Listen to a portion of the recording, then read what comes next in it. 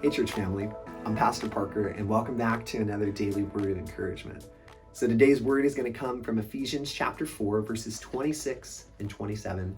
We're going to be talking about anger, and then I want to give you one tip that Christians have used for a very long time to be able to address the anger in their life and then lead them out of that anger so they become more like Jesus. Starting with Ephesians chapter 4 verse 26. In your anger, do not sin, and don't let the sun go down while you're still angry.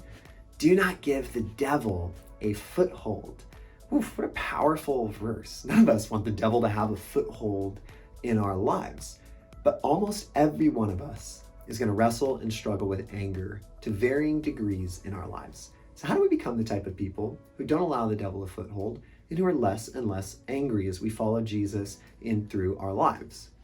Well, for a very long time, what Christians have done is each night as they've gone to bed, they've laid down and not just prayed talking to God, but they've invited God to search their hearts. And they've reflected on their day. They reflected on places of joy, places of sorrow, places of anger or confusion. And they've allowed God to show them those places, and they've surrendered them to Him. You'll notice if you were reading in Ephesians 4 verse 26, where it starts and it says, in your anger do not sin. It's actually a quote, and it's a quote from Psalm chapter 4 verse 4. It elaborates further on what I'm talking about here on reflecting each night. This is what it says. In your anger do not sin. And when you're on your beds, search your hearts and be silent. See how it's accentuating what I'm talking about reflecting on your bed each evening on your day, allowing God to search you. Psalm 139, it's an amazing psalm, my favorite actually. And it's got this part in it where it says, God, would you search me? Would you know me? See, God, if there's any offensive way in me. That's what we're doing each night. We're allowing the flashlight of God to come into the dark corridors of our hearts and expose the things that need to go. Areas of sin, rebellion, anger, jealousy, brokenness, on and on and on. The stuff that just isn't like Jesus and isn't fit for a follower of His.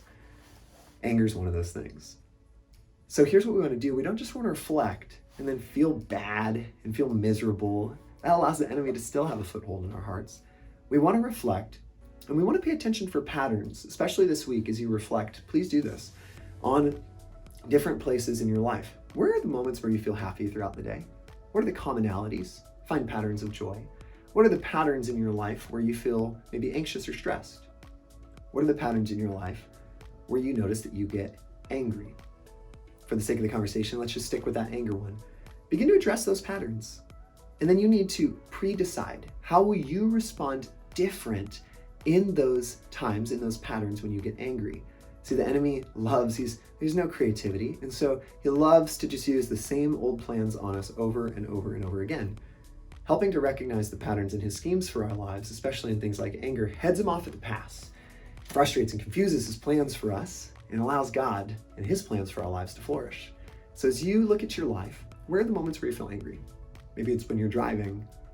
Maybe it's when your kids do something, or maybe it's when you're watching news. Maybe it's when a boss or a coworker does something in your life. See, we want to address those things and then pre-decide, how will you respond differently? How will you respond more like Christ would if He was you in that situation? Ask the Spirit of God for help to be able to respond like that tomorrow, because remember, you're not in this alone. God will help you become more like Jesus. And so ask the Spirit of God, God, tomorrow when that happens and I get in that situation, would you allow me to respond differently? Pre-decide how you're going to respond. And the next day, ask for strength to go live into that and change that behavior, that pattern, that way that you've been responding. You'll notice that it feels more holy. It'll be hard, but over time and training hard, reflecting every night on your beds, on your life, you'll become less and less angry, and you'll even notice you'll become more and more like Jesus. So church, one of the ways that we avoid anger in our lives, that we don't allow the devil to have a foothold in us, is by not allowing us to go to bed while we're still angry.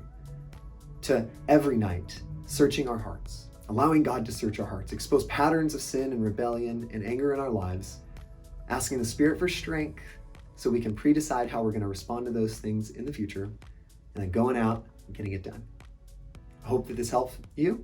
If you have any other helpful resources for how you manage your anger, go ahead and leave them in the comments below. I'd love to read those. But blessings, grace, and peace. I can't wait to see you soon.